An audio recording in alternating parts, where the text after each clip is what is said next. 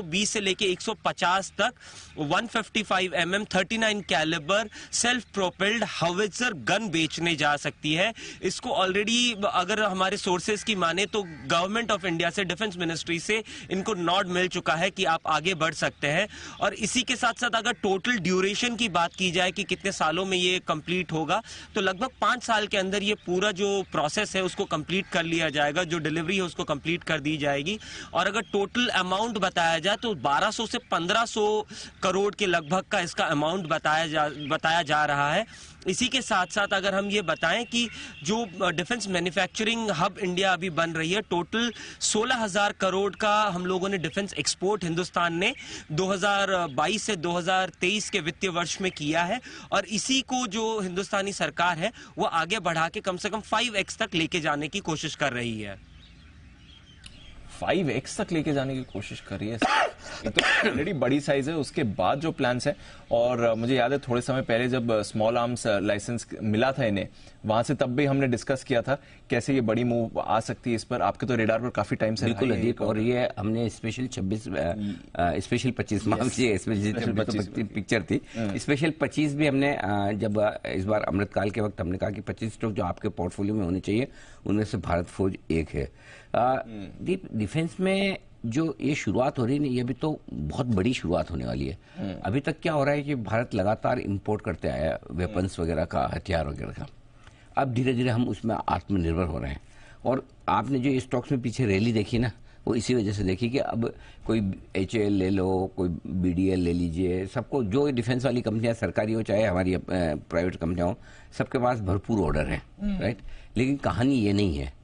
अब इसके बाद इसका वर्जन 2.0 आएगा, डिफेंस 2.0, और वो आज नहीं आएगा, कुछ समय बाद आएगा। और वो क्या आएगा वो समझने वाली बात है।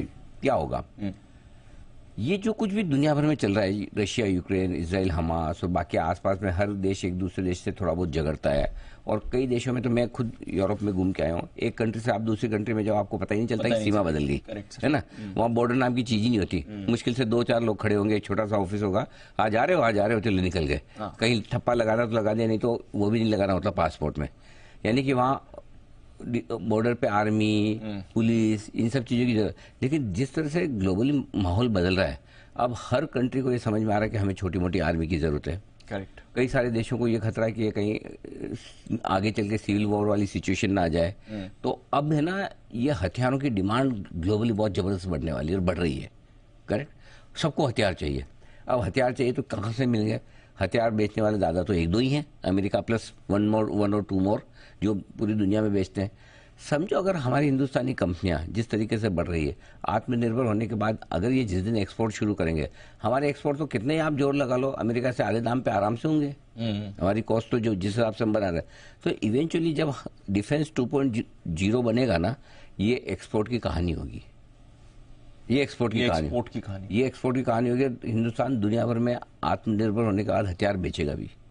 ये बड़ा स्टेप है, ये बड़ा होगा, ये होगा। सो अभी जो डिफेंस में हुआ है उसकी कहानी बन रही है रेलवे में। Right. Railway sector defence sector की तरफ बन रहा है आगे।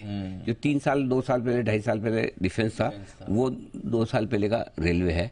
रेलवे भी आपका अब जिस तरह से डिफेंस है उस तरह से उस सेक्टर की ग्रोथ आएगी। इसलिए हम रेलवे पे पिछले 1.5 साल से लगातार बुलिश हैं। और मैं फिर अभी भी बोलता हूँ, कोई भी रेलवे स्टॉक आपको बेचना नहीं है। और डिफेंस में पहला वर्जन आपका आ गया सामने, स्टोरी प्ले आउट हो गई।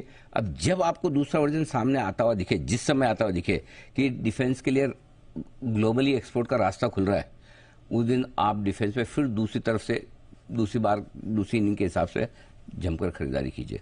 रहा सवाल भारत फौज का, अनडाउटेडली बहुत ही बढ़िया कंपनी है, टॉप क्लास मैनेजमेंट है, कोई सोचने की जरूरत ही नहीं है। और ये एक ऐसा स्टॉक है जो आप अगली जनरेशन के लिए आप खरीद के आराम से रख सकते हैं। सो ये इन्वेस्टमेंट ग्रेड वाले स्टॉक्स हैं। आपको सरकारी कंपनियां पसंद आए वो खरीदिए, एक से एक बढ़िया है। जब भी करेक्शन में मिले, अच्छा ये स्टॉक थोड़े से ना हाई बिटा, ये आप देखिए BML, एक और थोड़ा बहुत डिफेंस से जुड़ा हुआ आपका स्टॉक है। अभी कुछ दिनों पहले 2000 के नीचे मिल रहा था। यस। आज 2000, जो मैनेजमेंट की तरफ से आउटलुक आता है, क्या गजब का काम हो रहा है। सो आई थिंक बने रहिए, होल्ड करके रखिए, दबा के रखिए, हड़बड़ी और जल्दबाजी में बेचे मत। ये है BML पर कहानी। एक बार जरा चार्ट पे आप राय लेना चाहें तो ले लीजिए। बिल्कुल, भारत फौज आइए एक बार चार्ट पर राय लीजिए। अरे आज थी ना, वंशिल जी की पिक थी ना भारत फौज, आई थिंक सो। हाँ बंसल जी की अरे बंसल, हाँ 1100 का टारगेट था, उन्होंने वाला 1100 से 1 रुपये कम का उन्होंने। हाँ 1100 से कम, यस। पूछिए। बंसल जी, भारत फोर्ज कमाल कर रहा है सर स्टॉक में। देखिए अनिल जी, आज तो मैं भी वही चीज बोलूंगा जो बार बार सेठी जी बोलते हैं। अनिल जी, कमाल की याददाश्त है आपकी। तो Bharat Forge Anil ji pick of the day दिया हुआ है, तो होल्ड की राय है। 1076 चल रहा है और एक बार डिसाइसिवली ये 1080 के ऊपर निकलेगा तो अब यहाँ पे बड़े लेवल्स देखने को मिलेंगे, तब 1080 के ऊपर सस्टेन करेगा तो 1120 1125 के स्तर देखने को मिलेंगे। तो जिनके पास है बने रहें, हल्की फुल्की करेक्शन पे खरीदारी की राय है भारत फोर्ज में। और सबसे बेहतर तो ये है जो अनिल जी आप लंबी अवधि के लिए खरीदारी की राय दे रहे हैं निचले स्तरों से, इसमें स्कैटर्ड बाइंग करनी चाहिए भारत फोर्ज के अंदर। स्कैटर्ड बाइंग करिए भारत फोर्ज के अंदर। हमारा स्पेशल 25 स्टॉक था।